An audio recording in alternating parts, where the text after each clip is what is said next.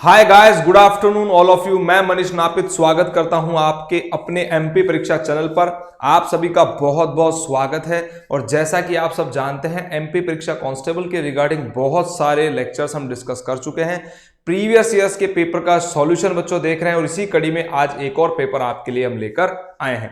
तो चलिए विद्यार्थियों, ज्यादा से ज्यादा वीडियो को शेयर कर दीजिए, लाइक कर लीजिए, चैनल को सब्सक्राइब कर लीजिए, जिससे कि आगे आने वाले हमारे इसी प्रकार के जितने भी वीडियोस हैं सबके नोटिफिकेशंस आपके पास लगातार आते रहें। तो चलिए विदाउट डिले मोमेंट सीधे बात करते हैं क्वेश्चन पेपर्स में आने वाले क्वेश्चंस की। तो फर्स्ट क्वेश्चन जैसा कि आपको स्क्रीन पर दिखाई दे रहा होगा बच्चों, स्लॉग के रिगार्डिंग क्वेश्चन है, यानी कि न्याय निगमन कह सकते हैं, सिलोजिज्म आप कह सकते हैं, कथन निष्कर्ष या बच्चों न्याय। तो पूरे का पूरा देखिए, कोई भी क्वेश्चन डिस्कस करने से पहले बच्चों कहीं ना कहीं क्वेश्चन ही केवल डिस्कस नहीं की जाएगा, उसके रिगार्डिंग जो बेसिक अप्रोच चैप्टर की है बच्चों, उस चैप्टर की अप्रोच को भी हम पूरी तरीके से डिस्कस करने वाले हैं। तो देखते हैं बच्चों इस क्वेश्चन में क्या दिया हुआ है। भाई यहां एक बात आप ध्यान दे सकते हैं बच्चों, यहां हमारे पास कथन दिया हुआ होगा, निष्कर्ष दिया हुआ होगा। दो या दो से अधिक कथन हो सकते हैं और दो या दो से अधिक क्या हो सकते हैं बच्चों, निष्कर्ष हो सकते हैं। इन कथनों के आधार पर आपको बनाना है डायग्राम और उसके आधार पर देने बच्चों निष्कर्ष।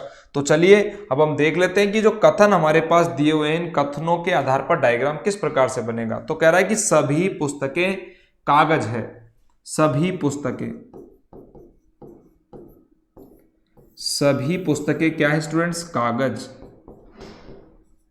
सभी पुस्तकें कागज है और कुछ कागज आवरण है। अब देखिए, एक मुख्य आरेख, यूनिवर्सल डायग्राम या सार्वभौमिक आरेख बनाते समय इस बात का ध्यान रखा जाना चाहिए बच्चों कि जितना कहा जाए हमें करना केवल उतना है। तो कह रहा है कुछ कागज आवरण है। अगर कहा कुछ कागज आवरण है तो कुछ कागजों को ही हमें क्या बनाना है बच्चों, आवरण। ये देखिए, तो कथनों के आधार पर हमने डायग्राम बनाया और डायग्राम के आधार पर हमें क्या देने हैं बच्चों, निष्कर्ष। तो कह रहा है सभी पुस्तकें कागज है, तो सभी पुस्तकें कागज हो गई और कुछ कागज क्या है भाई, आवरण है। तो पूरी तरह रेडी हो गया। अब देख लेते हैं बच्चों, कह रहा है कोई आवरण पुस्तक नहीं है। तो बच्चों एक बात ध्यान दो, अगर कथन आपके पास में सकारात्मक है और जैसा कि आप देख रहे हैं बच्चों यहां पर सकारात्मक कथन है, मतलब पॉजिटिव आपके पास दोनों सेंटेंस है, तो बच्चों उसका जो नेगेटिव कंक्लूजन होता है वो नहीं निकाला जा सकता। तो पहला जो निष्कर्ष है वो इसी आधार पर हमारा क्या हुआ, गलत हुआ। ये बात आप लोग बच्चों ने पढ़ी होगी भाई, लेकिन इसके पीछे एग्जैक्ट रीजन क्या है, इसके पीछे एग्जैक्ट लॉजिक क्या है कि ये जो नेगेटिव कंक्लूजन आया है ये गलत क्यों हुआ sir, what is the reason behind it, इसके पीछे जो मुख्य कारण है वो कारण क्या है। तो उस कारण की ओर चर्चा करते हैं बच्चों, क्यों ये गलत हुआ। देखिए, सभी पुस्तकें कागज हैं और कुछ कागज क्या है भाई, आपके आवरण। ये तो हुआ बच्चों इसका मुख्य आरेख, और इसके अतिरिक्त बच्चों जितने प्रकार के भी आरेख बनते हैं वो सभी संभावित आरेख कहलाते हैं। भाई क्या कहलाएंगे, संभावित आरेख। अब मेरी बात ध्यान से समझिए बच्चों, देखिए कोई भी कंक्लूजन तब सही माना जाता है जब बच्चों वो 100% निकलकर आ रहा हो। क्या ये कंक्लूजन आप 100% श्योरली कह सकते हैं कि इसको कि ये 100% जो कंक्लूजन है पूरी तरीके से राइट होगा। ये कह रहा है कि कोई भी आवरण पुस्तक नहीं है। वो क्या कह रहा है कि कोई भी आवरण पुस्तक नहीं है। तो बच्चों क्या इस कंक्लूजन को हम 100% कह सकते हैं कि पूरी तरीके से सही होगा। तो देखिए क्या इसकी कोई पॉसिबिलिटी है जो इसको ब्रेक करती है, इस कंक्लूजन को तोड़ती है। तो जरा देख लेते हैं बच्चों, सभी पुस्तकें कागज। देखिए सभी पुस्तकें क्या है भाई, आपकी कागज है। सभी पुस्तकें क्या है बच्चों, कागज है। और क्या कह रहा है बच्चों, ध्यान दीजिए, आगे कह रहा है कुछ कागज आवरण है। और देखिए ये सब के सब जो है बच्चों ये क्या है, कागज का डायग्राम है। अब मेरी बात को ध्यान से आप समझते हो चलिए, ये जो आपको दिखाई दे रहा है ये सब का सब क्या है बच्चों, ये सब का सब जो डायग्राम है ये किसका डायग्राम है भाई, कागज का डायग्राम है। अब क्या कह रहा है, कुछ कागज आवरण है। तो बच्चों कागज अगर सबके सब, ये देखिए सारे का सारा जो आपको पोर्शन दिखाई दे रहा है बच्चों ये कागज है, तो कागज में से कुछ क्या है भाई, आवरण है। कागज में कुछ क्या है, आवरण। तो देख लीजिए ये आपके पास कागज है और कागज में जो कुछ हिस्सा आपको ये दिखाई दे रहा है, हो सकता है ना ऐसा कि कागज में ये जो हिस्सा आपको दिखाई दे रहा हो बच्चों, ये क्या है आपका आवरण हो, ऐसा हम कह सकते हैं। तो ऐसा पॉसिबिलिटी है, क्या पॉसिबिलिटी कि सभी आवरणों के, ऐसी पॉसिबिलिटी है कि सभी आवरणों के जितने भी आपके पास आवरण हैं, ये सब के सब आवरण क्या हो जाएं भाई, पुस्तकें हो जाएं। तो हम कह सकते हैं बच्चों सभी आवरण के पुस्तक होने की एक संभावना है। तो ध्यान दीजिए, सभी आवरणों के, क्या कहा, सभी आवरण के पुस्तक होने की क्या है, एक पॉसिबिलिटी ये है। क्योंकि देखिए इस प्रकार के आरेख में भी हमने कहीं पर भी कथनों का कॉन्ट्राडिक्ट नहीं किया है। सभी पुस्तकें कागज हैं, ये हमारी पुस्तकें थी और सबकी सब पुस्तकें क्या है भाई, कागज हैं। और कागज, इतने सारे कागज थे, इन कागजों में से कुछ क्या है, आवरण है। तो सभी आवरणों के पुस्तक होने की क्या एक संभावना है। ये क्या कह रहा है कि कोई भी आवरण पुस्तक नहीं है, नहीं भाई, सभी पुस्तकों के भी आवरण होने की या सभी आवरणों के भी पुस्तक होने की क्या है, एक पॉसिबिलिटी है। इसीलिए ये वाला जो कंक्लूजन था बच्चों, वो क्या रहा, रॉन्ग रहा भाई। अब ये बात चाहे तो इस प्रकार से समझ लीजिए, चाहे ऐसे समझ लीजिए कि सकारात्मक अगर आपके पास स्टेटमेंट दिए हुए हो तो उसके नकारात्मक निष्कर्ष नहीं निकाले जा सकते। अगला देखिए बच्चों, कह रहा है कुछ पुस्तकें आवरण है। कुछ पुस्तकें, आप कह सकते हो कि 100% कुछ पुस्तकें आवरण है आपकी, आप कह सकते हो क्या। तो अब बच्चों मेरी बात ध्यान से समझिए, यहां पर देखिए बच्चों, ध्यान से मेरी बात समझने का प्रयास कीजिए। क्योंकि स्टेटमेंट में हमें दिया हुआ है पुस्तकें कागज है, पुस्तक और कागजें हैं, इसका मतलब पुस्तक और कागज में 100% रिलेशन आएगा।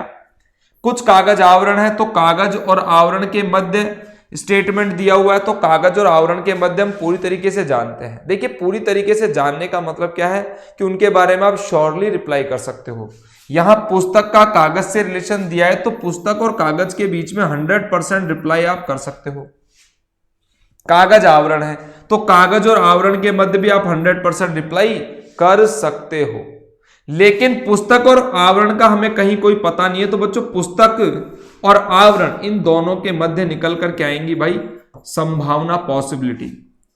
अब एक बात ध्यान दीजिए बच्चों, यहां पर आपके पास में बच्चों, यहां पर आपके पास में एक बात ध्यान दीजिए, यहां पर जो निष्कर्ष दिया हुआ है वो क्या दे रखा है, आवरण पुस्तक नहीं है और पुस्तक आवरण है।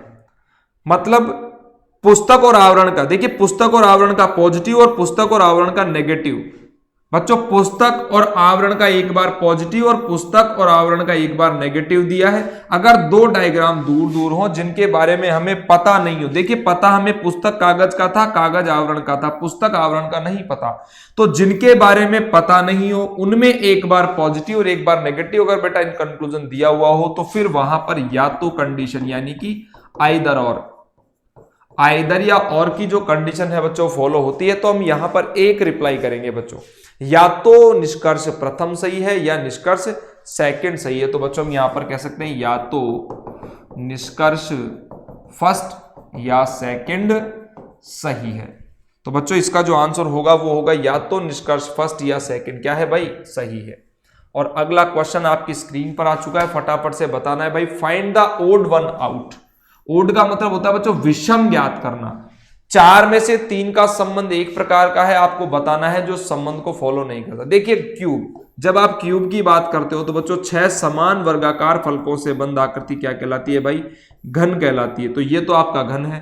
ट्राइंगल बच्चों 3 भुजाओं से घिरी हुई आकृति, स्क्वायर 4 भुजाओं से घिरी हुई आकृति बच्चों, रेक्टेंगल आपके पास में इस प्रकार का। तो ये देखिए, ये जो आप आकृति देख रहे हैं बच्चों घन की, ये 3D है, 3 डायमेंशन है इसके अंदर बच्चों। इसके अंदर हम कह सकते हैं आधार है या लंबाई बच्चों, ये कह सकते हो लंबाई, चौड़ाई और ऊंचाई। तो इसमें 3 डायमेंशन है बच्चों। यहां पर 2D है, केवल ये जो आकृतियां देख रहे हैं बच्चों ये आपकी 2D है। तो आपका जो आंसर होगा वो क्या होगा बच्चों, 3D आकृति है। उसमें से 3D आकृति कौन सी है, cube. Answer number A is the right answer. Next चलिए, नेक्स्ट क्वेश्चन कह रहा है कि संख्याओं का विषम संयोजन ज्ञात करें। कह रहा है कि निम्नलिखित यहां पर अक्षर और संख्याएं दी हुई हैं, उनका एक विषम संयोजन आपको ज्ञात करना है भाई। और विषम संयोजन मतलब 4 में से 3 संख्याएं पूरी तरीके से सेम है, आपको बताना है जो सेम नहीं है। तो देखिए यहां पर आ रहा है 520, 520 और 520 कैसे भाई? 13 77 520, 13 77 520 और 13 77 520, लेकिन यहां पर 13 77 520 नहीं है, इसीलिए जो हमारा उत्तर है बच्चों वो होगा 13 77 502। अब ये है कौन से ऑप्शन में? देखिए सेकंड जो आपका संयोजन है बच्चों ये है कौन से ऑप्शन में? ये है ऑप्शन नंबर थर्ड, यानी कि C is the right answer भाई। तो कई बार एग्जाम्स में इस प्रकार की मिस्टेक भी बहुत ज्यादा हो जाती है कि आपका जो आंसर है वो तो सेकंड है, लेकिन ध्यान दीजिए बच्चों आपको बी नहीं फिल करना है, बी फिल नहीं करना है ब्लॉक। ये जो है ऑप्शन सेकंड में ये है कौन से में? ये थर्ड में। इसका मतलब तीसरा ब्लॉक बच्चों आपको क्या करना है भाई? गोला करना है। इस बात का विशेष रूप से क्या करना है बच्चों? एग्जाम में ध्यान रखना है। कई बार ऐसी मिस्टेक हमारे साथ एग्जाम में हो जाती हैं। और जितने बच्चे मेरे साथ जुड़े हुए हैं, अगर वीडियो और लेक्चर आपको पसंद आ रहा हो तो it's my heartly request to please share, like and subscribe our channel. आप जुड़े हुए हैं एमपी परीक्षा के साथ में, और बच्चों मैं मनीष नापित एमपी परीक्षा के लास्ट ईयर्स के जो कांस्टेबल के पेपर हुए हैं बच्चों उनका कहीं ना कहीं सॉल्यूशन आप मेरे साथ देख रहे हैं। इसके रिगार्डिंग 4-5 लेक्चर बच्चों ऑलरेडी हम डिस्कस कर चुके हैं और ये श्रृंखला लगातार हम जारी रखने वाले हैं। तो बच्चों कहीं मत जाइए। कांस्टेबल के रिगार्डिंग, किसी भी एग्जाम को पास करने के रिगार्डिंग लास्ट ईयर्स के पेपर का सॉल्यूशन कहीं बहुत ज्यादा इंपॉर्टेंट होता है, क्योंकि आगे आने वाले जितने भी पेपर्स हैं बच्चों वो पूरी तरीके से कहीं ना कहीं पिछले जो सालों के पेपर हैं उन पर बेस्ड पैटर्न के आधार पर ही बनाए जाते हैं। तो पिछले सालों के पेपर्स करना एक तरीके से कंपलसरी है और उनका पूरे का पूरा शॉर्ट एंड बेसिक कंक्लूजन बच्चों आपके लिए हम लेकर आए हैं। तो हमारे साथ जुड़े रहिए, वीडियो को शेयर करते रहिए, लाइक करते रहिए बच्चों। अब देखिए यहां बच्चों आपके पास बच्चों सीरीज दी हुई है 3, 5, 9, 15, 23 और पूछा है श्रृंखला का अगला पद कौन सा आएगा। तो बताइए यहां पर कितना जोड़ा है बच्चों? यहां पर जोड़ा है भाई 2, यहां पर कितना जोड़ा है बच्चों? 4, यहां पर कितना जोड़ा है? 6, और अब कितना जोड़ेगा बच्चों? 8। तो 2, 4, 6, 8 जुड़ने पर श्रृंखला जुड़ रही है। तो बच्चों अब श्रृंखला में 10 जोड़ा जाएगा, तो अगला पद कौन सा जाएगा? 33 यानी कि option number C is the right answer बच्चों। 33 इस प्रश्न का बिल्कुल सही आंसर होगा, C is the right answer. Next देखिए कह रहा है 3, 2, 3, 5, 7 और आगे कौन सा पद आएगा। तो बच्चों एक बात ध्यान दीजिए, ये देखिए यहां पर कितना जोड़ा गया है भाई? 1, यहां पर 2 है और यहां पर 2 है। अब ये कोई श्रृंखला का प्रॉपर पैटर्न नहीं है एडिशन का, क्योंकि अगर जोड़ना चाहता तो बच्चों 1, 2, 3 जोड़ता। यहां कितना जोड़ सकता? 3 जोड़ सकता था। अगर इससे डबल जोड़ता तो बच्चों 4 जोड़ता, फिर 8 जोड़ा जाता। तो कहीं ना कहीं ये जो प्रॉपर जो श्रृंखला चल रही है बच्चों, ये श्रृंखला पूरी तरीके से प्रॉपर नहीं है। तो हम क्या बात समझ सकते हैं यहां से कि ये कैसी है बच्चों? अभाज्य संख्याएं। ये बच्चों अभाज्य संख्या, भाज्य मतलब प्राइम नंबर्स। तो सबसे छोटा प्राइम नंबर 2, 3, 5, 7 और अब अगला अंक कौन सा आएगा बच्चों? 11। तो इसका जो राइट आंसर होगा बच्चों वो 9 नहीं होगा 11। क्यों? क्योंकि अगर बच्चों यहां पर आप 9 एडिशन करते हो तो +2 का, तो देखिए +2 +2 +2 ठीक है, लेकिन यहां पर +2 नहीं हो रहा है, यहां 2 और 1 3 हो रहा है केवल। तो कहीं ना कहीं जो प्लस वाला एडिशन वाला कॉन्सेप्ट है वो पूरी तरीके से अप्लाई नहीं हो रहा बच्चों, इसीलिए ये प्राइम नंबर्स का क्वेश्चन है। तो अगला जो प्राइम नंबर है बच्चों वो आएगा आपका 11। Option number B is the right answer of this question. Next देखिए दिया हुआ है बच्चों आपके पास 2, 3, 6, 11 और 18। वापस एक हमारे पास सीरीज का क्वेश्चन है, आपको फाइंड आउट करना है कि सीरीज में अगला पद कौन सा आएगा। तो चलिए देख लेते हैं जरा। 2 में एक जोड़ा बच्चों 3 और 3 और 3 6, 6 और 5 11 और 11 और 7 18। अब देखिए कितना बढ़ाकर, इनमें बच्चों कितना बढ़ाकर जोड़ा गया है? 2, यहां पर भी 2, यहां पर भी 2 और यहां पर भी अब 2, यानी कि 9 जोड़ा जाएगा। और 18 और 9 हो गए बच्चों आपके 27। 18 और 9 27, 27 is the right answer of this question. अब देखिए यहां पर बच्चों जो पूरा कॉन्सेप्ट है कहीं ना कहीं एडिशन का है। क्यों? 1, 3, 5, 7, 9, 11, 13 इस प्रकार से एडिशन के कॉन्सेप्ट से क्या कर रही है बच्चों? श्रृंखला रन कर रही है, इसलिए सही उत्तर होगा D, 27 is the right answer. Next सिलॉक का क्वेश्चन एक बार फिर से हमारी स्क्रीन पर आ चुका है। देखना यह है कितने विद्यार्थी क्वेश्चंस को पूरी तरीके से सही अंडरस्टैंड कर पाते हैं। स्टेटमेंट के आधार पर बच्चों बनाने डायग्राम। कह रहा है कुछ सोफा कुर्सियां हैं। ये बच्चों आपके पास सोफा है और कुछ सोफा क्या है भाई? कुर्सियां।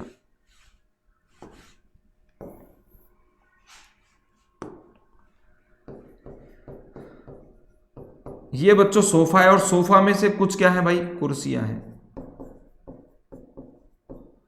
कुछ सोफा कुर्सियां हैं और कुछ कुर्सियां मेज हैं। जितना कहा जाए करना केवल उतना है।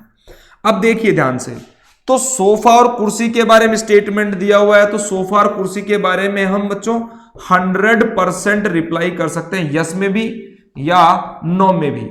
यस और नो बच्चों, यस और नो यानी कि सही और गलत 100% आप रिप्लाई कर सकते हो। कुर्सी और मेज का स्टेटमेंट दिया हुआ है, तो कुर्सी और मेज के बारे में भी आप 100% रिप्लाई कर सकते हैं, सही का भी और गलत का भी। लेकिन यहां पर ध्यान दीजिए बच्चों, अगर कहीं ना कहीं सोफा और मेज का रिलेशन पूछा जाता है, तो देखिए सोफे का रिलेशन कुर्सी से है, कुर्सी का रिलेशन मेज से है। अब सोफे का रिलेशन मेज से है या नहीं है, इस बात की जानकारी हमें पूरी तरीके से नहीं है। तो सोफे और मेज के बारे में बच्चों हम 100% रिप्लाई नहीं कर सकते। तो केवल इनकी क्या रिप्लाई करेंगे बच्चों, संभावना, इनकी केवल बच्चों पॉसिबिलिटीज के बारे में हम बात कर सकते हैं। अगर मैं कहूं कुछ कुर्सियां मेज नहीं है, तो देखिए बच्चों कुर्सियां तो भाई आपकी 100% कुछ कुर्सियां क्या है, मेज हैं। तो कुर्सियां मेज हैं और आप कह रहे हो कुर्सियां मेज नहीं है, भाई गलत होगा। क्यों गलत होगा, बिकॉज कुर्सियों का मेज से क्या है, रिलेशन है। ये कह रहा है कुछ कुर्सियां मेज नहीं है, ऐसा नहीं कह सकते बच्चों, ध्यान दीजिए। तो सकारात्मक कथनों से नकारात्मक निष्कर्ष नहीं आ सकते। आगे, कुछ मेज सोफा है। वी डोंट नो अबाउट मेज and sofa, then we don't know reply 100%ली। तो बच्चों हम मेज और सोफे के बारे में पूरी तरीके से नहीं जानते, इसलिए बच्चों इनके बारे में हम 100% रिप्लाई भी नहीं कर सकते। कुछ मेज सोफा है, मेज और सोफे के बारे में हमें पता नहीं, और जिनका पता नहीं बच्चों वो निष्कर्ष क्या होंगे, गलत। बोथ कंक्लूजन्स आर रॉन्ग, यानी कि neither conclusion first nor conclusion second follows. ना तो निष्कर्ष फर्स्ट और ना ही सेकंड क्या करता है बच्चों, फॉलो करता है। इसीलिए ये जो होगा बच्चों क्या होगा भाई, गलत होगा। क्या आपको बात पूरी तरीके से अंडरस्टैंड हो रही है बच्चों?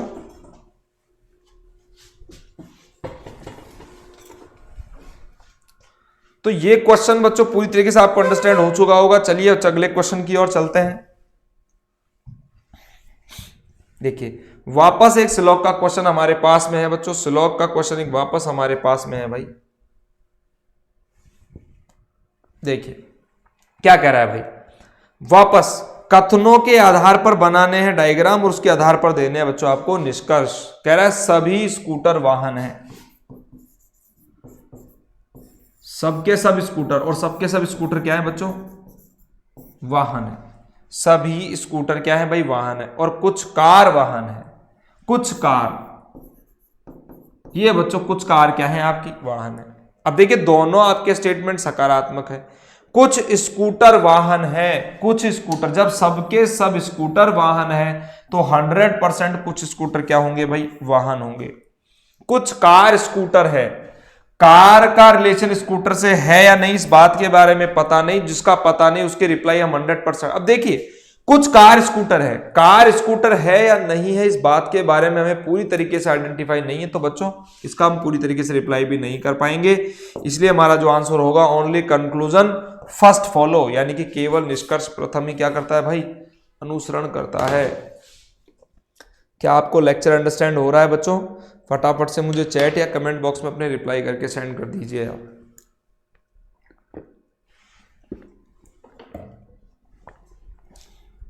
आप हमारे साथ जुड़े हुए हैं बच्चों एमपी परीक्षा के चैनल पर, और विश्वास मानिए क्वेश्चंस के साथ साथ जो चैप्टर्स का बेसिक अप्रोच है, उस बेसिक अप्रोच को बच्चों कहीं ना कहीं हम डिस्कस कर रहे हैं। और देखिए कोई भी एग्जाम आगे आपको पास करना है तो उसके लास्ट ईयर्स के प्रीवियस पेपर्स का अगर आप सॉल्यूशन करते हैं तो कहीं ना कहीं आपको ये आइडेंटिफाई हो जाएगा कि आगे आने वाले पेपर्स में पैटर्न किस प्रकार का एग्जामिनर यूज करता है। और बच्चों ये बहुत इंपॉर्टेंट थिंग है, इसलिए मेरे साथ बने रहें। और देखिए कहीं ना कहीं जितने भी लास्ट ईयर्स के पेपर हुए हैं बच्चों एमपी पुलिस कांस्टेबल के, उनका सॉल्यूशन हम लगातार देखते हुए आ रहे हैं, और इसका फायदा 100% उन सभी बच्चों को मिलेगा जो मेरे साथ लगातार वीडियोज में बने रहे। अब देखिए कथन दिया हुआ है सभी वृक्ष झाड़ी हैं, ये भाई आपके पास में वृक्ष है, और सबके सब वृक्ष क्या है बच्चों, झाड़ी। सभी वृक्ष क्या है भाई, झाड़ी हैं। कुछ पौधे वृक्ष हैं। तो मुझे बताइए कुछ पौधे, कुछ क्या है भाई, पौधे वृक्ष हैं। बच्चों इस डायग्राम इस प्रकार का बनेगा, या सभी वृक्ष झाड़ी है, या कुछ पौधे आपके क्या है भाई, वृक्ष है। तो आपको ये डिसाइड करना है कि बताइए ये डायग्राम ए बनेगा या डायग्राम बी, दोनों में से जो मुख्य आरेख बनने वाला है वो कौन सा है। तो फटाफट से बच्चों मुझे चैट या कमेंट बॉक्स में बता दीजिए दोनों में से मुख्य आरेख कौन सा है। मुख्य आरेख ए है या मुख्य आरेख बी है, दोनों में से मुख्य आरेख कौन सा है। मुख्य आरेख मतलब यूनिवर्सल डायग्राम, यूनिवर्सल आप सेट कह सकते हो, सार्वभौमिक आरेख कह सकते हो बच्चों। तो यहां देखिए मुख्य आरेख में एक बात ध्यान रखनी कि जितना कहा जाए होना केवल उतना ही चाहिए बच्चों। कह रहा है सभी वृक्ष झाड़ी हैं, तो भाई सभी वृक्ष झाड़ी इस वाले डायग्राम में भी है और सभी वृक्ष झाड़ी हमारे पास इस वाले डायग्राम में भी है। आगे कह रहा है कुछ पौधे वृक्ष है। यहां पर बच्चों कुछ पौधे, देखिए पौधों का कुछ भाग क्या है भाई, वृक्ष है, और यहां पौधों का कुछ भाग क्या है बच्चों, वृक्ष है। अब आपको दोनों ही सही लग रहे होंगे, लेकिन बच्चों ये वाला जो डायग्राम है ये संभावित आरेख है। सर संभावित आरेख क्यों है? क्योंकि एक निष्कर्ष आपने इस पे जबरदस्ती लाद दिया, क्या भाई, सभी पौधे क्या है, झाड़ी है। जबकि यहां पर देखिए उसने क्या कहा था, कुछ पौधे क्या है बच्चों, कुछ पौधे वृक्ष हैं। ये पौधे का डायग्राम है और ये वृक्ष का डायग्राम है। कुछ पौधे वृक्ष है और सभी वृक्ष झाड़ी हैं, ये दो डायग्राम थे। तो कहीं ना कहीं कुछ पौधे ही हमारे पास यहां वृक्ष निकल कर आ रहे हैं और कुछ वृक्ष ही क्या निकल कर आ रहे हैं, पौधे। अब देखिए बच्चों पौधे के डायग्राम को वृक्ष का डायग्राम काट रहा है, और अगर सभी वृक्ष को झाड़ी बनाओगे तो झाड़ी का डायग्राम पौधे के डायग्राम को इंटरसेक्ट तो 100% करेगा ही करेगा। लेकिन यहां पर सभी पौधों को आपने झाड़ी बना दिया, तो बच्चों ये पूरी तरीके से लादा हुआ निष्कर्ष, इसका मतलब ये वाला डायग्राम नहीं बनेगा। क्यों भाई? क्योंकि ये संभावित डायग्राम है। अब देख लीजिए बच्चों, ध्यान से मेरी बात समझिए। पौधे झाड़ी का पॉजिटिव और पौधे झाड़ी का नेगेटिव दिया हुआ है भाई। तो मुझे बताइए क्या इसमें कॉम्प्लीमेंट्री पेयर लगेगा क्या? तो बच्चों कॉम्प्लीमेंट्री पेयर या तो की कंडीशन कब लगती है, जब दो डायग्राम दूर दूर हों।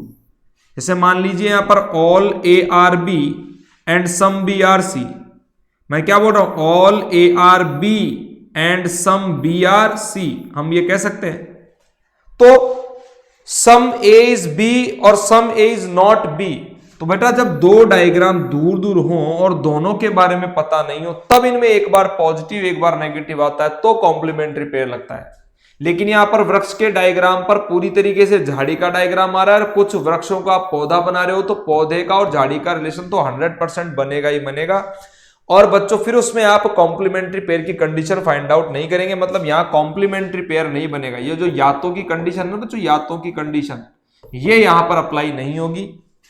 तो फिर सर हमें सेपरेट ही रिप्लाई देखना होगा। कुछ पौधे झाड़ी है, हाँ भाई 100% पौधों में से कुछ क्या है बच्चों, झाड़ी है। और कह रहा है कुछ पौधे झाड़ी नहीं है, भाई ये रिप्लाई पूरी तरीके से हो गया बच्चों गलत, क्योंकि सभी पौधों के क्या है बच्चों, देखिए ये रिप्लाई क्या 100% आप ये रिप्लाई दे सकते हो क्या कि कुछ पौधे झाड़ी नहीं है? मैं कह रहा हूं सभी पौधों के झाड़ी होने की क्या है, संभावना है। या आप कह रहे हो कुछ पौधे झाड़ी नहीं है? नहीं नहीं नहीं भाई गलत, क्योंकि सभी पौधों के झाड़ी होने की क्या है, एक पॉसिबिलिटी है। इसीलिए जो सेकंड कंक्लूजन है रॉन्ग रहा। बहुत ही ज्यादा अच्छा क्वेश्चन था बच्चों। First only conclusion first follows, केवल निष्कर्ष प्रथम अनुसरण करता है। नेक्स्ट देखिए हमारे पास बच्चों विषम ज्ञात करना है आपको। यहां पर बच्चों विषम ज्ञात करना है। कह रहा है कि हॉर्स स्टेबल, और आप सभी जानते हैं बच्चों हॉर्स जो रहता है वह स्तबल में रहता है। भेड़ शिप्स, बच्चों शिप्स पैन, यह बिल्कुल सही है भाई। जो शिप्स यानी भेड़ जहां पर रहती हैं उस प्लेस को बच्चों पैन कहते हैं। बर्ड्स नेस्ट, और बिल्कुल सब जानते हैं बच्चों बर्ड्स हमेशा घोंसले में रहते हैं। लेकिन डॉग डैन, भाई डैन के अंदर लॉयन रहता है भाई। मांद बच्चों लॉयन शेर की होती है भाई, मांद कुत्ते की मांद नहीं होती। इसीलिए यहां पर जो विषम है अलग होगा। Option number D is the right answer. Next question आपकी स्क्रीन पर सीरीज के रिगार्डिंग क्वेश्चन है। कह रहा है कि गलत संयोजन पहचानिए, आइडेंटिफाई द इनकरेक्ट कॉम्बिनेशन। बच्चों हमारे पास है 1 3, 7, 15, 31 और 64। यहां पर एक इनकरेक्ट कॉम्बिनेशन बताना है। तो देखिए बच्चों, मल्टीप्लाई 2 + 1, 1 दूनी 2 और 1 3, 3 दूनी 6 और 1 7, 7 दूनी 14 और 1 15, 15 दूना 30 और 1 31 और 31 दूना 62 और 1 63। तो यहां पर श्रृंखला का गलत पद क्या है बच्चों? 64 is the incorrect combination in this series. 64 इस श्रृंखला में गलत कॉम्बिनेशन था, तो 64 के स्थान पर सही पद कौन सा है बच्चों? वो है 63। ये ध्यान रखिए बच्चों। तो गलत कॉम्बिनेशन कौन सा था बच्चों? 64, 64, यानी कि option number C is the right answer of this question. Next question आपके स्क्रीन पर चलिए, कह रहा है कि देखिए कोडिंग डिकोडिंग का क्वेश्चन है। यदि जोकर बच्चों हमारे पास है, यदि जोकर को IMHAM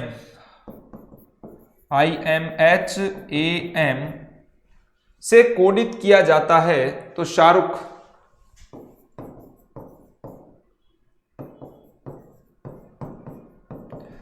को कैसे कोडित किया जाएगा? भाई कोडिंग डिकोडिंग की लैंग्वेज में जोकर के लिए इस प्रकार का कोड ले रहा है, तो शाहरुख के लिए कोड क्या होगा? तो देखिए अल्फाबेटिकल ऑर्डर्स में जे 10 नंबर पर आई 9 नंबर, -1, 15 में से 2 गया, 11 में से 3 गया, 5 में से 4 गए और 18 में से 5 गए तो 13। यानी कि लगातार बच्चों 1 2 3 4 नंबरिंग के आधार पर लगातार कम कर रहे हैं। तो आप भी यहां कम कर दीजिए बच्चों, 1 R 2 6 और 3। अब यहां पर ध्यान दीजिए बच्चों, 1 में से 1 गया तो Z, 2 गया तो Y और 3 गया तो बच्चों X। और FRX कहां पर है भाई?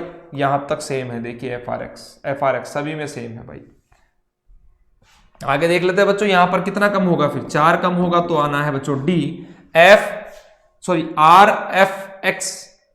RFX और D आना चाहिए, ये गलत हो गया। RFX D आना चाहिए, ये भी गलत हो गया। RF यहां पर Y, ये तो गलत है। फिर सही आंसर कौन सा होगा? Option number B is the right answer of this question बच्चों। यहां पर जो सही उत्तर रहने वाला है भाई वो क्या होगा? Option number B। चाहे तो आप आगे कर सकते हैं, 18 में से 5 गए तो बच्चों 13, यानी कि M आने वाला है। तो देख लीजिए, आप निकालेंगे तो आ जाएगा बच्चों MODZ। चलिए नेक्स्ट क्वेश्चन पर आगे बढ़ते हैं भाई। कह रहा है यदि कॉन्डेम को, देखिए CONDEMEN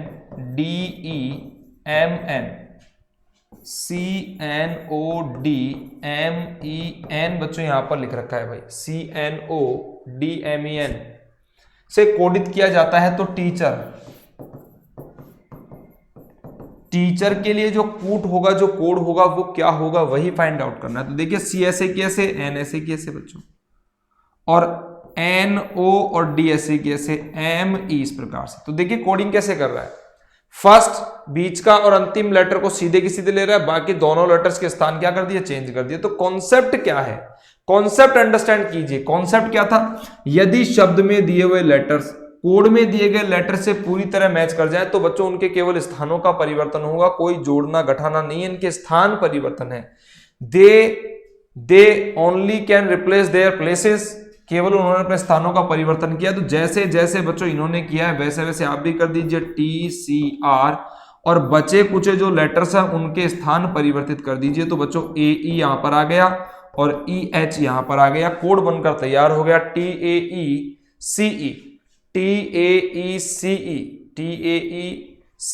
और HR। Option number C is the right answer of this question. Next देखिए, यदि चेयर CHAIR, विश्वास मानिए बहुत इजी है कोडिंग डिकोडिंग, कोई कॉम्प्लिकेशन नहीं है बच्चों। तो आप तो इतना ध्यान रखिए कि चेयर के लिए क्या कोड ले रहा है? DIBJS। आज कह रहा है टेबल के लिए कैसे लिया जाएगा? तो बच्चों TABLE। अब एक बात आप पकड़ कर रखिए कि C का D कैसे होता है बच्चों? एक ऐड करने पर, और H में एक जोड़ दो, IABIJ और RS, यानी कि यहां पर एक एक का क्या किया गया है बच्चों? एडिशन किया गया है।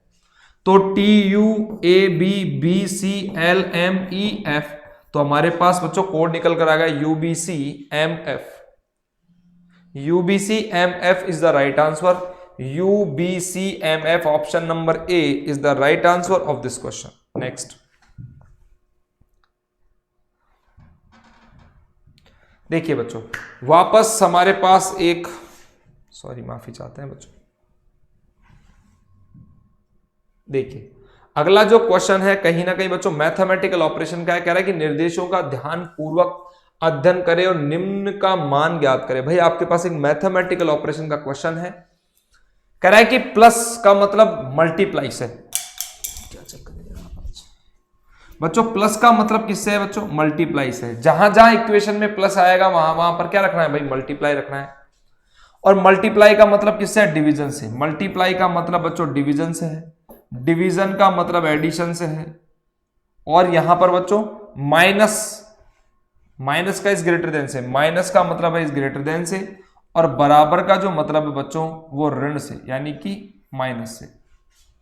तो यहां पर देख लेते हैं, प्लस का संबंध गुणा से, गुणा का संबंध भाग से, भाग का संबंध योग से, और माइनस, माइनस का के बराबर, माइनस है बच्चों इक्वल टू, माफी चाहते, माइनस का संबंध बच्चों इक्वल टू से है भाई। माइनस का जो संबंध है वो इक्वल टू से है भाई, यानी कि बराबर से। और बराबर का संबंध किससे है, माइनस से। अब आपके पास जो बच्चों इक्वेशन दे रखी है जरा उसे ध्यान से पढ़ लीजिए आप। इक्वेशन है 60 गुणा 22 बराबर 10 प्लस 1 प्लस 3 और प्लस का 3। ये आपके पास एक इक्वेशन दे रखी है। इस इक्वेशन में जहां जहां गुणा है वहां वहां भाग लगाना है। 60 भाग ब्रैकेट खुला 22 और बराबर के स्थान पर माइनस 10, प्लस के स्थान पर क्या लगाना बच्चों, प्लस के स्थान पर लगाना है गुणा, गुणा 1 गुणा 3 और गुणा 3।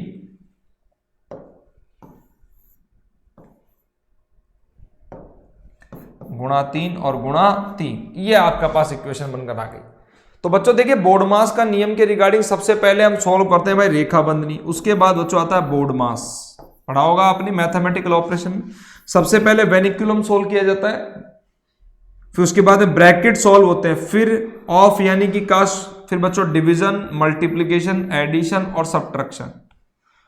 तो बच्चों ब्रैकेट जो सॉल्व होते हैं वो आपके सबसे पहले होंगे रेखा बंधनी के बाद, लेकिन जो ऑफ ये आता है ना का 400 का 500 पर 400 का 3% हम कहते हैं, 1000 का 2%, जो का वाली बात आती है कि 200 का 3/2 कितना होगा, ये जो का वाली ऑफ, इसको बच्चों इसी को ही कहते हैं ऑफ। ये डिवीजन है भाई, ये मल्टीप्लीकेशन है, एडिशन है और सब्ट्रैक्शन है। तो सबसे पहले क्या सोल्व होगा बच्चों, ब्रैकेट सोल्व होगा, क्योंकि ब्रैकेट हमारे पास इक्वेशन में है। तो 60 और भाग, सबसे पहले ब्रैकेट सॉल्व करना है। तो 22 में से 10 गए तो बच्चों बचे 11, 22 में सॉरी 12, बच्चों यहां पर कितने बचे 12, और 12 का सीधा भाग लगा दीजिए, क्योंकि ब्रैकेट खोलने के बाद सॉल्व क्या होता है बच्चों, डिवीजन सॉल्व होगा भाग। और 12 का भाग लगाया बच्चों 60 में, तो 5 और गुणा 1 गुणा 3 गुणा 3, तो 5 दिया 15 और 15 थी 45, तो 45 is the right answer of this question. क्या आपको बात पूरी तरीके से अंडरस्टैंड हो गई बच्चों? बहुत बढ़िया। नेक्स्ट क्वेश्चन देख लीजिए एक बार।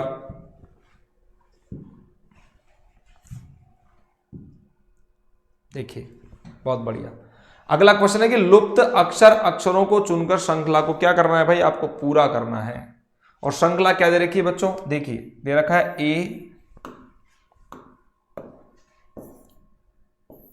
ए B X Y Z dash X A dash Y X A dash Y Z A dash X Z और डैश।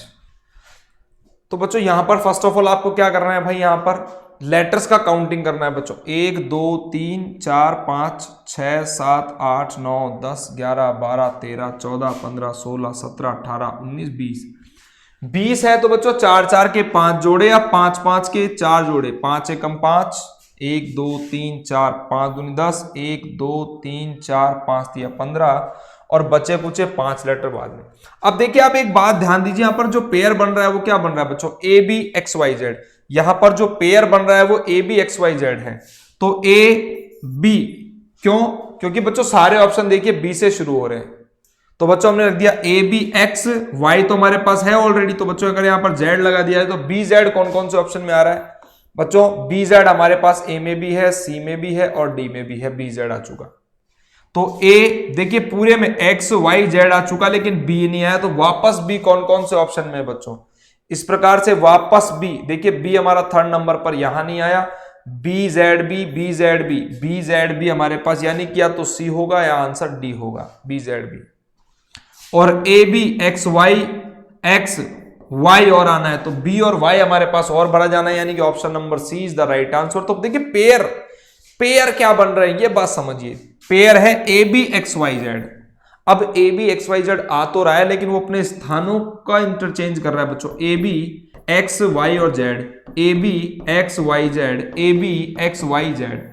तो बच्चों पूरी तरीके से आप ये बात अंडरस्टैंड कर चुके होंगे कि जो पेयर बन रहा है वो कहीं ना कहीं A B X Y Z का है। हो सकता है ये अपने स्थानों को इंटरचेंज करें, इस प्रकार की पॉसिबिलिटीज बिल्कुल निकल कर आती हैं। और इस प्रकार से जो आंसर होगा वो C is the right answer of this question. Next देखिए, कह रहा है बच्चों which is the word for local in the code of language. अब ये बच्चों कह रहा है कि एक खास कोड भाषा में बेटा जेटा टेटा, बेटा जेटा और टेटा, इसका अर्थ क्या है भाई? Slow, local, train. आगे दे रखा है बच्चों जेटा, जोटा और पोटा। इसका अर्थ क्या है? फास्ट पैसेंजर ट्रेन,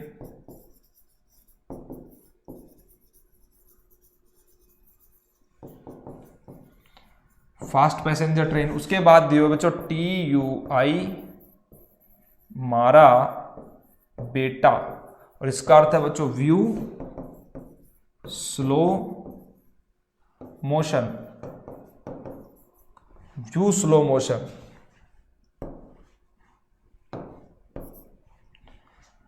तो पूछा क्या है आपसे? पूछा बच्चों लोकल के लिए किस शब्द का इस्तेमाल किया गया है।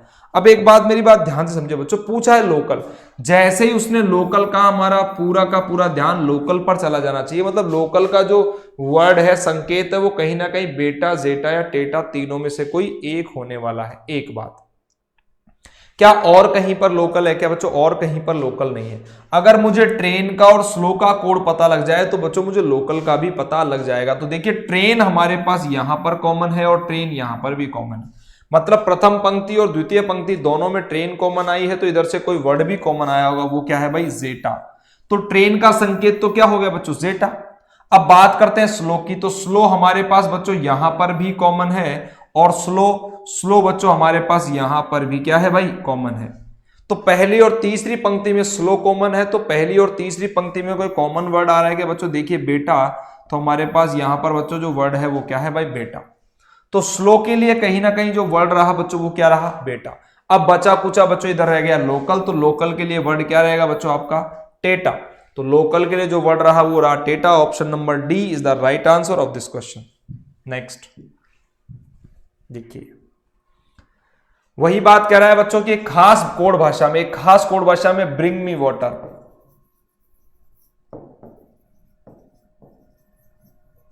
ब्रिंग मी वाटर का अर्थ क्या है भाई? की पू ले। और कह रहा है don't waste water. Don't waste water का मतलब क्या है बच्चों? डो की मां। और ब्रिंग दैट बोर्ड,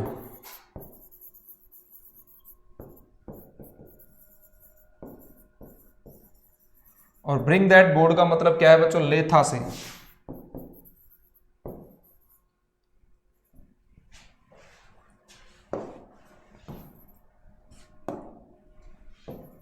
लेथा से। तो इस कोड भाषा में ब्रिंग के लिए किस शब्द का इस्तेमाल होगा बच्चों? आपसे पूछा है ब्रिंग, और जैसे ही उसने ब्रिंग कहा बच्चों हमारा पूरा फोकस यहां जाना चाहिए। अब देखिए ब्रिंग प्रथम लाइन में भी कॉमन है और तीसरी लाइन में भी कॉमन है, तो क्या पहली और तीसरी लाइन में कोई वर्ड कॉमन आ रहा है क्या? तो ध्यान से देखिए बच्चों, यहां पर एक वर्ड है ले। तो बच्चों ब्रिंग के लिए जो वर्ड रहा वो क्या रहा? सीधा ले, यानी कि option number D, option number 4 is the right answer of this question. बहुत बढ़िया, सुपर। वीडियो बच्चों अगर पसंद आ रहा हो तो please like, share and subscribe our channel. बहुत ही शानदार क्वेश्चंस का एक सेशन आपके लिए लेकर आए हैं बच्चों। एमपी पुलिस के लास्ट ईयर्स के पेपर के रिगार्डिंग सॉल्यूशन पूरा का पूरा बच्चों सॉल्यूशन के साथ एक बेसिक अप्रोच कहीं ना कहीं आपके सामने डिस्कस की जा रही है। वीडियो अगर पसंद आ रहा हो तो प्लीज लाइक कर दीजिए, शेयर कर लीजिए और चैनल को सब्सक्राइब कर लीजिए, जिससे कि आगे आने वाले हमारे जितने भी ऐसे प्रकार के वीडियोज हैं सबके नोटिफिकेशंस आपके पास लगातार आते रहे। अब देखिए ये कह रहा है कि यदि शब्द माइक्रोस्कोप में क्वेश्चन है बच्चों, यदि शब्द माइक्रोस्कोप में MICROSCOPE माइक्रोस्कोप में प्रत्येक अक्षर का वर्णमाला श्रृंखला में पूर्ववर्ती अक्षर से प्रतिस्थापित किया जाए। यह कह रहा है कि प्रत्येक अक्षर को अंग्रेजी वर्णमाला के जो इससे पहले आता है उस अक्षर से प्रतिस्थापित कर दें तो परिवर्तित शब्द में 8वां अक्षर क्या होगा। यानी कि M से ठीक पहले क्या आता है बच्चों, M से पहले ठीक आता है L, I से पहले H, C से पहले बच्चों B, और 18 से पहले आता है 17, 15 से पहले 14, 19 से पहले 18, 3 से पहले 2, 15 से पहले 14, 16 से पहले बच्चों 15 और 5 से पहले 4। तो क्वेश्चन यही करता है कि माइक्रोस्कोप में जो वर्ड आए हैं इसमें प्रत्येक अक्षर को, प्रत्येक वर्ण को, अक्षर को वर्णमाला श्रृंखला के पूर्ववर्ती, वर्णमाला श्रृंखला में से जो ठीक पूर्ववर्ती लेटर आता है उससे प्रतिस्थापित किया जाए तो परिवर्तित शब्द में 8वां अक्षर कौन सा होगा। किस ओर से भाई बच्चों, 8वां अक्षर बाईं ओर से बताना, 1 2 3 4 5 6 7 और ये 8, तो बाईं ओर से जो 8वां लेटर है बच्चों वो कौन सा रहा भाई, N। तो ये आपको बच्चों ध्यान रखना है कि परिवर्तित शब्द में 8वां अक्षर क्या रहा बच्चों, N। N is the right answer of this question. आप चाहते तो बच्चों इस क्वेश्चन को सीधा भी कर सकते थे, क्यों, क्योंकि आपसे यहां पर केवल एक ही बात पूछी थी कि परिवर्तित शब्द में, अब इसको परिवर्तन करने के पश्चात ये एक एक लेटर कम करने, ये बात तो कंफर्म थी ना। तो परिवर्तित शब्द में 8वां लेटर पूछा तो इस वर्ड का जो 8वां लेटर है वही उससे ठीक पहले वाला लेटर हमारा आंसर है। और देखिए माइक्रोस्कोप में जो 8वां लेटर है बच्चों ओ आता है, उससे ठीक पहले क्या आएगा भाई, N is the right answer, option number A. Next, बहुत ही शानदार क्वेश्चन कह रहा है यदि निम्न 2 वर्ग अतिव्यापित होते हैं तो निम्नलिखित में से कौन सा विकल्प बनता है। तो देखिए अतिव्यापन का मतलब क्या है भाई, जब घड़ी में 12 बजे की घंटे की सुई के ऊपर ठीक मिनट वाली सुई आ जाती है। आप जानते हैं जब घड़ी में 12 बजते हैं तो मिनट वाली सुई घंटे वाली सुई के ठीक ऊपर होती है। बस ये जो ओवरलैपिंग की बात है बच्चों, इस कंडीशन को ओवरलैपिंग कहते हैं। तो ये कह रहा है कि इस वर्ग को यदि इस वर्ग के ऊपर रख दिया जाए तो दोनों वर्गों को एक दूसरे के ऊपर रखने के पश्चात जो इमेज बनेगी दोनों की मिक्स, वो कैसी बनेगी भाई। तो यहां एक बात ध्यान दीजिए बच्चों, यहां एक लाइन आपके पास प्रकार से है, क्या हमारे ऑप्शन में यहां से कोई लाइन आ रही है, क्या ये गलत हो गया। बिल्कुल बच्चों यहां से एक लाइन आ रही है, क्या यहां से आ रही है, क्या बिल्कुल आ रही है। इसमें आ रही है क्या, बिल्कुल भाई इसमें भी आ रही है। अब देखिए जैसे इस वर्ग को उठाकर बच्चों यहां पर रखोगे तो ये लाइन आपकी तिरछी नीचे से आ रही है, थोड़ी सी आपके पास लाइन यहां इस प्रकार से गिरती हुई प्रतीत होगी। तो ऑप्शन नंबर 1 तो गया हमारे पास। देखिए यहां से कोई लाइन नीचे निकलती हुई नहीं आ रही है, ये गया काम से और ये भी गया। तो फिर आंसर क्या होगा बच्चों हमारे पास, ऑप्शन नंबर बी, ये लाइन ये रही बच्चों। एक लाइन आपकी इस प्रकार से आ रही, तो क्या इस प्रकार की लाइन है क्या, बिल्कुल है भाई। हमारे पास एक लाइन नीचे से ऊपर की ओर है तो नीचे से ऊपर की ओर एक लाइन दाएं से बाएं ओर है तो दाएं से बाईं ओर, और एक लाइन बच्चों आपके पास में दाएं कॉर्नर पर है तो बच्चों दाएं कॉर्नर पर एक लाइन हमारे पास ये रही। तो देख लीजिए दोनों वर्गों को अगर अतिव्यापित करते हैं तो कौन सा वर्ग हमारे पास बना, option number B, second is the right answer of this question. बहुत आसान प्रश्न है, चिंता करने की बिल्कुल जरूरत नहीं है बच्चों। नेक्स्ट क्वेश्चन की ओर आगे बढ़ते हैं। बहुत बढ़िया सीरीज के रिगार्डिंग क्वेश्चन है, कह रहा है कि नीचे दिए गए क्रम में अगली आकृति कौन सी आएगी। आपसे पूछा नेक्स्ट इमेज। तो ध्यान दीजिए बच्चों, ध्यान से मेरी बात समझने का प्रयास कीजिएगा, एक एक बात को बेसिक से अंडरस्टैंड करेंगे। देखिए ये आपके पास एक भाग भरा हुआ है और अगली आकृति में क्लॉकवाइज बच्चों कैसे जा रहा है, ये क्लॉकवाइज अगले खाने में आ रहा है। देख लीजिए ये क्या कर रहा है, क्लॉकवाइज अगले खाने में आ रहा है। तो ये वाला जो वर्ग था बच्चों ये तो कैसे चल रहा है भाई, क्लॉकवाइज अगले खाने में। और ये वर्ग कैसे चल रहा है बच्चों, इसने 1 और 2 पार्ट क्या कर दिए, छोड़ दिए। यानी कि ये कैसा आ रहा है, तीसरे भाग में आ रहा है। तो ये तो अपने फर्स्ट अगले भाग में जा रहा है और ये जा रहा है बच्चों तीसरे भाग में। तो ये वाली कंडीशन हमारे पास बन जाएगी। तो ये तो बच्चों एक भाग कूद कर गया यहां पर और इसने 3 भाग, ये 3 भाग आगे आ गया, 1 2 और 3, देखिए इस वाले खाने में आ गए। तो ये वाला तो 1 भाग चल रहा है और ये वाला कितने भाग चल रहा है बच्चों, 3 भाग चल रहा है। तो इसको तो चलाइए 1 भाग, तो बच्चों ये 1 भाग चलते ही इस खाने में आ गया। और इसको चलाना है कितना भाग बच्चों, 3 भाग। तो 1 2 3 यानी कि ये वाला भी इसी खाने में आएगा। इसीलिए बच्चों आकृति नंबर 3 में आपके सामने यहां पर एक ही ब्लॉक भरा हुआ दिखाई दे रहा है। इसका मतलब है कि दोनों, ये तो 1 चलकर और ये 3 चलकर, दोनों के दोनों केवल और केवल इसी ही ब्लॉक में आ गए। उसके बाद एक तो चलेगा 1 भाग, जैसे ही 1 भाग चला वो तो आएगा बच्चों इस खाने में, और एक को चलने 3 भाग, 1 2 3 भाग, तो 1 आएगा बच्चों इस खाने में, जो कि हमारे पास यहां दिखाई दे रहा है। अब पूछ रहा है कि बताइए अगली आकृति या इमेज कैसी बनने वाली है। तो एक तो चलेगा, एक भाग चलकर बच्चों इस वाले खाने में आएगा, और एक को चलने 3 भाग, यानी कि 1 2 3, और एक आएगा ठीक इससे अपोजिट में।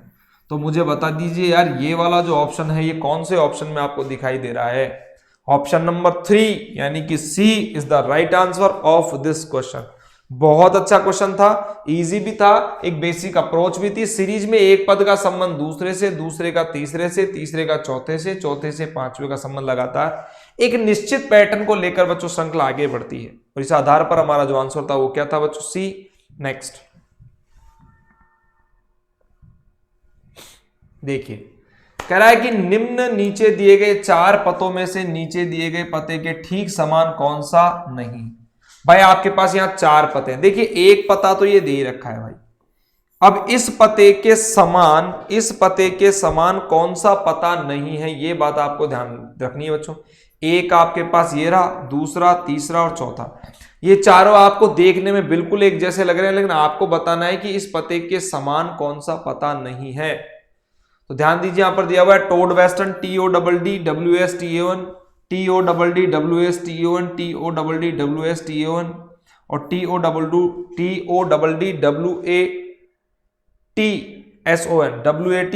TODDWATSON, सब में बच्चों सेम है। यहां पर दिया हुआ है 33 पाउला लेन, बच्चों 33 पाउला लेन हमारे पास यहां दिया हुआ है, यहां पर भी 33 पाउला लेन है, और 33 पाउला लेन, 33 पाउला लेन, सही है भाई।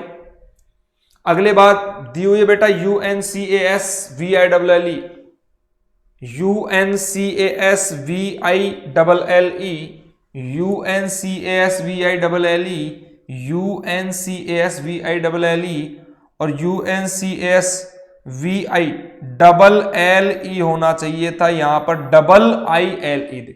देखिए बच्चों यहां पर जो दे रखा है वो II है, जबकि हमारे पास आई कितना है? केवल एक।